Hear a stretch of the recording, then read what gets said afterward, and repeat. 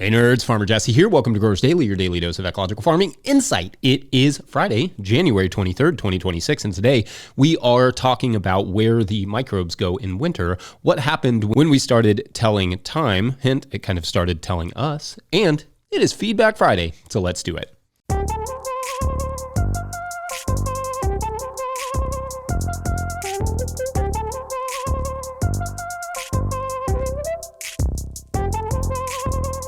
All right, everyone, welcome to Friday. I hope your week has been good. We are looking at a potentially massive snowstorm here, or maybe a snow ice storm. No one is 100% certain on how much snow or ice, maybe a foot, maybe a little ice mixed in there, maybe a lot. It's not clear yet. What is clear is that whatever we get won't go away very quickly, as it is supposed to be followed by like 8 days that never get above freezing. So all that to say, there may be some difficulties with this show next week if we lose power, or if Mike can't get here, or some combination therein, or it may be perfectly fine. Who knows? Either way, wish us luck. Kentucky is good at a lot of things, like basketball occasionally.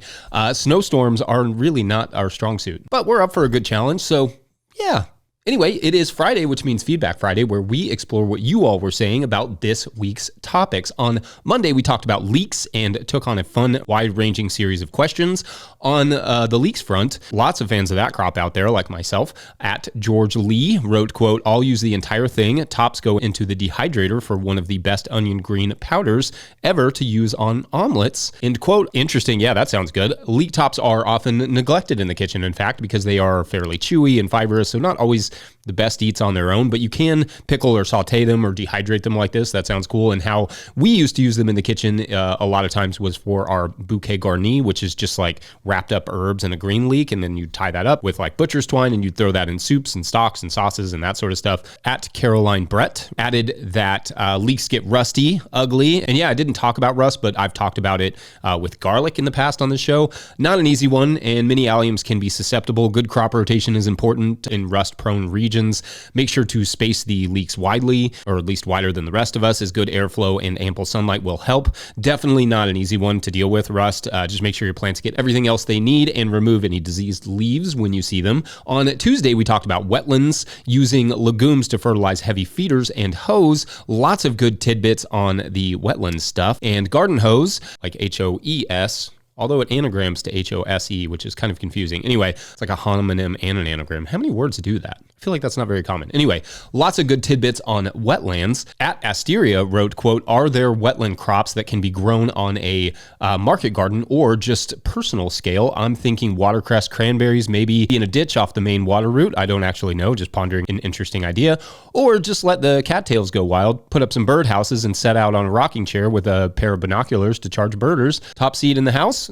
Laughing while crying emoji, end quote. And yes, technically there are crops like that. And in fact, cattails themselves have several uses as well. At Bane Everything also mentioned duckweed. At Jason Branham mentioned wapato, an incredibly important wetland plant for the indigenous tribes of the Pacific Northwest in particular.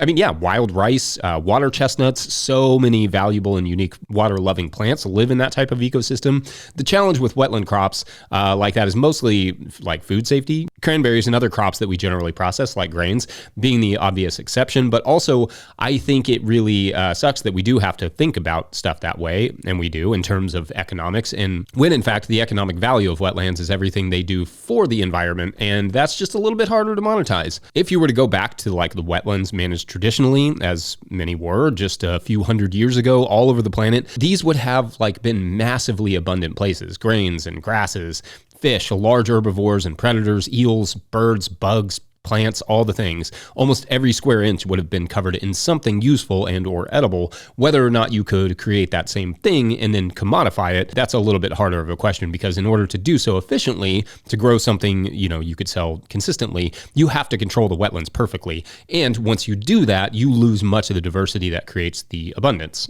You also rely on the outside world not putting something in the water that would make things you want to grow, like cress or like duckweed or like cranberries, toxic, or just, stealing the water for cooling their data centers, which is also not great for wetlands.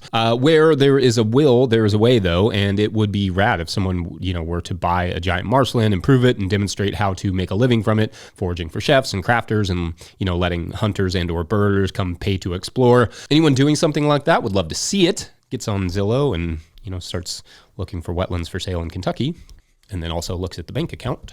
Yep. On Wednesday, we had Keenan McVeigh on to talk about Blue Goose Farm in Ontario. That was very cool. Very much enjoyed our chat. At Karen Icox wrote, quote, just what I was needing this morning, new to market gardening, but a gardening 50 plus years, NSW Australia, end quote. Lots of love for Keenan in the comments there. He had also mentioned not being too intensive about soil testing. And at the Dama Hub wrote, quote, I feel you when it comes to soil testing, etc. I'm summarizing a little bit here, but they said, I find it hard to believe that soil tests capture the complexity of influences on the soil quality adequately, end quote. And as an alternative perspective, at TYEE wrote, quote, I don't know about not paying attention to what your soil needs. If you are guessing and assuming it's healthy just by looking at it, you likely are not growing the most nutrient-dense food that you could be. If you're still having to manage pest and disease, that's the confirmation, end quote. And I think like both of those are fair perspectives, and some future episodes perhaps on how accurate soil testing actually is, and also how risky it is to not test your soil, are both good topics to explore down the line. Then on Thursday, we checked in on KNF and Jadam, magnetizing irrigation and over mulching garlic. On the magnetism of water subject, at A.N. Norrist wrote, quote, as much as I enjoy your podcast, I'll leave this one unwatched and a downvote. We really positively do not need to be giving any space to new age BS in farming when we otherwise are ahead in good soil and plant science compared to most large scale ag. Magnetizing water, quote unquote, and other counter scientific nonsense erodes science as a concept. It is not a matter of opinion and must not be treated as such. The correct treatment is a one sentence, no, please refer to a fourth grade physics textbooks and swiftly move on with actually relevant topics, end quote. So this person generally has like fair critiques, which is why I'll take a second to address this one fairly. I am skeptical of magnets in water myself. It's an idea that, smacks immediately of pseudoscience to me. But unlike our commenter here, I'm also a curious, sense does not make science guy who tries to stamp out my assumptions. And so I dove into the literature just to see if there was anything there. And as I said in that segment, if they had watched instead of disappointingly and needlessly berating other commenters, the science is, in fact, all over the place. Some of it clearly written by fans, but also some of it in prestigious publications like the journal Nature, demonstrating very small but measurable changes in reference to desalination in this particular study. Quoting that 2024 paper, quote, the results show that magnetized water treatment could effectively relieve and delay the occurrence time of clogging, end quote.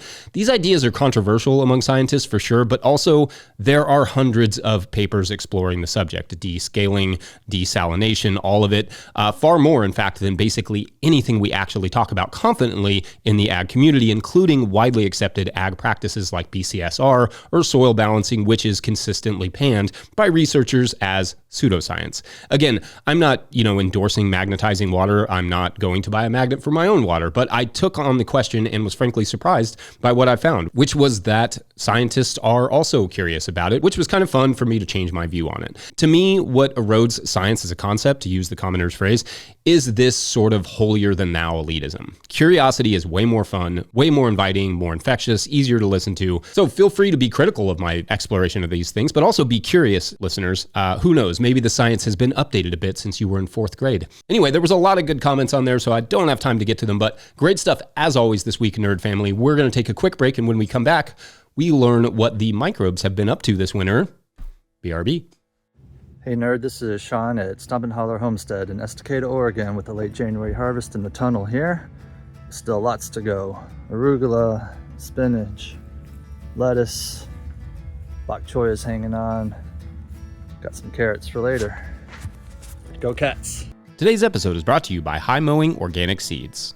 High Mowing Organic Seeds is celebrating their 30th anniversary with 48 fabulous new varieties for 2026. Highlights include downy mildew-resistant cucumbers, a poppy that looks like cotton candy, and 12 new tomato varieties. High Mowing offers more than 750 varieties of certified organic, non-GMO vegetables, flowers, herbs, and cover crops, all trialed for optimal performance in organic growing systems. High Mowing has the professional quality seeds and supportive grower reps to get you from seed to harvest. Visit highmowingseeds.com to request a catalog and use code 26NOTILL, all caps, for 10% off your order of $100 or more. That's highmowingseeds.com. All right, back to the show. If you, the listener or viewer, are enjoying this podcast, getting even a small amount of value from it, consider supporting our work over at patreon.com/no-till-growers. I will try to get to questions from everywhere that questions come in, but I will always get to your Patreon questions. Now, today's Patreon question comes to us from Bill Marshall, who writes, quote, "Hi, Jesse. With snow piling up in 6A Western Pennsylvania, I'm focusing on what my home garden soil is doing while I wait for March. I've recently encountered cyanobacteria and what they can do to advance soil health over the winter. The actions of these organisms and their effects won't gel in my mind. You are skilled at many things, including making soil science understandable to us novice nerds. Could you discuss how cyanobacteria work in soil where it is cold for months? From what I've Googled, the potential for these bacteria to add vital minerals and etc. to crops can have major health benefits all the way up the food chain, and how they brilliantly sequester more carbon and improve soils in general. Thank you," end quote. Okay, so good stuff here. I can definitely talk about cyanobacteria. So cyanobacteria are everywhere, and they are thousands of different species in the soil. They have a range of jobs, from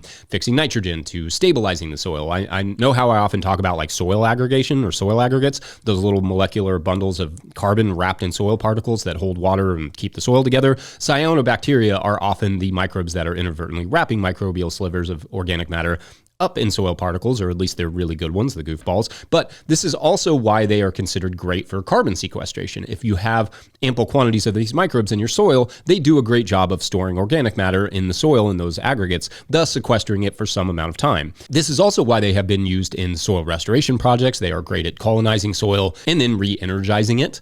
In fact, remember our episode about sand stabilization with the straw grids, that an episode that I really enjoyed doing? Well, biofilms made from cyanobacteria have also been identified as a way of restoring soil in arid landscapes and keeping it in place, and other studies have shown that these microbes can be good at retaining soils in wetter climates as well that erode from, like rain. That one sounds familiar to me. Of course, cyanobacteria are also a big range of microbes, and not all are necessarily good. They create the toxic blue-green algae blooms we see in ponds and lakes, and can do similar things in moist soils. Generally, though, when soil nerds are talking about inoculating with cyanobacteria, they are referring to the good blue-green guys. Now, studies on the efficacy of these inoculations to improve soil are relatively positive, a little bit, all over the place, but albeit with many different species used for different purposes. To your winter question, everything slows down in the cold, including Farmer Jesse's, and microbes are really no different. But even still, we know that the soil is surprisingly active in the winter, probably more so than Farmer Jesse's, and even at sub-zero temperatures underneath snow, and no doubt cyanobacteria get in on that action. Nitrogen fixers and decomposers are slowly working their way through the soil, giving growers that nice little spring boost when everything comes to life as the soil warms in the spring. The activity, of course, is heavily dictated by if you have freeze-thaw cycles, if the ground just stays frozen solid, if the ground is covered in snow or cover crops, but microbes are definitely at work decomposing litters and reproducing and consuming, priming the soil for the spring explosion. In some ways, microbes can take advantage of this time to decompose because they are not competing as much with plants for the nitrogen that they need to do that work. Anyway, I don't do a lot of microbial inoculants. I actually don't really do any, but preferring to instead rely on locally made compost. But under the right guidance, and especially in degraded land situations, I could see some benefits to adding cyanobacteria. So yeah, I hope I did the job for you there, Bill. Thanks for the fun question, and we'll take a quick break, and when we come back, we will take some time to talk about what time telling did to time. That will make sense. In time. Nailed it. Be right back. Today's episode is brought to you by Johnny's Selected Seeds. Johnny's Selected Seeds is a proud supporter of Growers Daily. At Johnny's, they do more than sell seeds. They grow them. They trial them to see how they perform on Johnny's research farm in Maine and across the U.S. and Canada. Only the best varieties are added to their catalog and website. When you need proven varieties you can count on and detailed guidance from seedling to harvest, consider Johnny's your trusted growing partner. JohnnySeeds.com. That's JohnnySeeds.com. Today's episode is also brought to you by Ohio Earth Food. So you got your soil tested or need your soil tested, it's time to contact Ohio Earth Food. Since 1972, they have been growers' trusted source for organic soil amendments to apply before you plant to prevent those deficiency symptoms that limit production. Their knowledgeable staff have all been a part of certified organic operations and can help you choose the best products for your soil and deliver or ship them right to your farm. With locations in Northwest Ohio and just north of Madison, Wisconsin, Ohio Earth Food wants wants to be your partner for organic inputs. Don't count on luck this year. Start your seeds in the Seed Catapult potting soil and put their Revita fertilizers in your beds, and rest assured that your plants will have all the nutrients, stimulants, and energy for whatever comes their way. Feed your soil and let your soil feed the plants. Visit them at ohioearthfood.com. All right, back to the show. So the first podcast that I ever listened to, fun fact, was the Stuff You Should Know podcast. I used to listen to it all the time, and then I just kind of forgot about it. No reason really, except that I was living off grid and didn't really have access to podcasts for a long time, or at least not consistent access. So it sort of fell off my radar. But then the other day, it popped back up in my head, and I have sort of been binging it because it's just as good, probably better than it was nearly, almost 20 years ago when I first started listening. Anyway, I think they do great work. Highly recommend the data centers episode for recent. That was a really good one. But this week they posted an episode about the history of telling time, and it's super fascinating stuff. A long time before the Swatch, remember those? There were, for instance, these boxes that people would put incense in and burn it, and you would know what time of day it was, or that the hour had passed by what you could smell. Fascinating tidbits like that. But anyway, in it, they also discussed Lewis Mumford's take on how the synchronizing of time changed humanity. Essentially, without getting too deep into the history of the fall of the Roman Empire and the rise of the monasteries, what happened was that these monasteries were told to ring the bell 7 times every 24 hours, a sort of call to prayer. And this had an interesting effect on humanity because what was once a much more fluid thing, time, now had boundaries and exactness. Mumford writes, quote, "So one is not straining the facts when one suggests that the monasteries, at the time there were 40,000 under the Benedictine rule, helped to give human enterprise the regular collective beat and rhythm of the machine. For the clock is not merely a means of keeping track of the hours, but of synchronizing the actions of men." End quote. Imagine this in this period before clocks, what life would have been like. You, commoner agrarian, would have lived by the rhythms of the day, of the season, rising with the sun, eating with your hunger, harvesting with the ripeness, delivering when ready.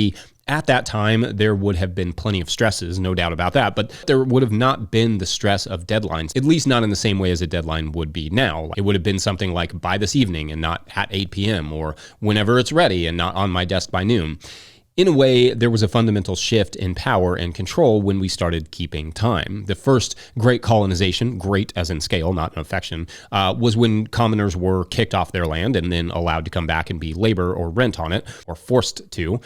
Keeping time may have been the second great colonization, the cherry on top, as it were, stripping the freedom of natural rhythms from common people, adding deadlines, generating a new stress, especially when mechanical clocks came around and the clocks were significantly more reliable. I'm going to quote Mumford here one more time because it's so well written. This is from his book, Technics and Civilizations. Quote, "The clouds that could paralyze the sundial, the freezing that could stop the water clock on a winter night were no longer obstacles to timekeeping. Summer or winter or day or night, one was aware of the measured clank of the clock. The instrument presently spread outside the monastery, and the regular striking of the bells brought a new regularity into the life of the workman and the merchant. The bells of the clock tower almost defined urban existence. Timekeeping passed into time serving and time accounting and time rationing. As this took place, eternity ceased gradually to serve as the measure and focus of human actions." End quote, and boom. Eternity ceased gradually to serve as the measure and focus of human actions. That is amazing. What an amazing final sentence in that graph. Anyway, I think it's easy to over-romanticize other epochs, but I also think it's easy to underappreciate them, under-romanticize them, to overlook some of what has been lost in pursuit of quote-unquote progress. There have been a lot of difficult things about the time before timekeeping, the time of shared land, the time of healthy biodiverse wetlands, but also a time of great war and doubt and all those things. No doubt about that. But there are also a lot of difficult things about today too. And I'm not going to say, get rid of clocks, but if it's going to be difficult either way, it may as well be abundant, shared, and, done our own time. Anyway, I look forward to your thoughts on time, or I just look forward to your thoughts in general, and you all having a great weekend, especially you, my Albion, just, not so much you, my snowstorm. Anywho, Don't forget, No Till Growers is now officially a nonprofit 501c3, so donations are tax deductible and greatly appreciated. You can learn more about how to do that in the show notes. Please make sure to like and subscribe and or follow wherever you're getting this podcast. That's an easy way to help us out as well. Enormous thank you to all of our show sponsors. And if you'd ever like to sponsor the show, you can reach out to Farmer Michelle at notillgrowers.com. She'd love to hear from you. Huge shouts to Willie Breeding for the theme music, Mike Hilbert for the production help and editing, and also my wife Hannah for absolutely everything in the world. Also, shouts to Epidemic Sound for the background music that you can hear. Pick up a hat or a cup of tea or a copy of my book, The Living Soil Handbook, at notillgrowers.com to support our work. You can actually get the tea at notillgrowers.com. Not yet. Probably not ever. But you can support our work. Big thank you to everyone over at patreon.com/notillgrowers, where at a certain level, or if you just bump up from one level to another, or you sign up in the month of January, fun, you get a shout out on the show. So big shout outs today to Patrick Weaver and Dwight Yoder, our newest sunlighter. Shouts to you all for keeping our stories going every week, which is important because Gary, our retired special forces / fisherman, has just found like a dam siphoning off his precious creek water. A giant pipe leads from the dam to a tall white building. And if you think, oh, Jesse is just going to like make some, like this about data centers and a parable about water usage or whatever, you, like Gary, are wrong. This was something even Gary couldn't have imagined. Gary, considering just blowing up the dam and returning to his fishing for the day and then dealing with the consequences later, decided instead to tiptoe slowly over to the large white building and climbed up a ladder to the top quietly, and was surprised to find out that it was completely open. This wasn't a building. This was a tank full of water, maybe like a half acre or so in total space. And then a shadow moved in the water, a very large shadow. Suddenly he saw it, and it was absolutely distinctly, he knew exactly what it was. Long neck and all, Nessie of all creatures had been found. Where is she? Why is she there? How? Well, that is for perhaps another story, another week. Maybe next week. We'll see. Have a great weekend. Thanks for watching and or listening. Bye.